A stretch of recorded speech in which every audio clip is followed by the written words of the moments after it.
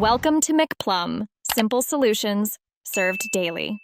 In this video, I will explain how to use a sliding keyboard.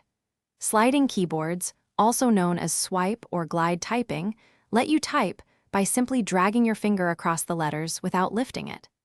This method can significantly increase your typing speed and accuracy, especially when typing with one hand.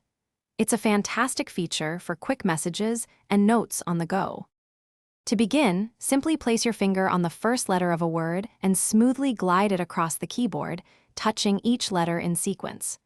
Once you reach the last letter, lift your finger. The keyboard's predictive text will usually suggest the correct word. For a space, just lift your finger after each word. The system adds it for you. Many sliding keyboards offer advanced features. You can often customize the keyboard's appearance with different themes or adjust its size for better comfort. Explore the settings to find options like haptic feedback, which provides a slight vibration with each touch.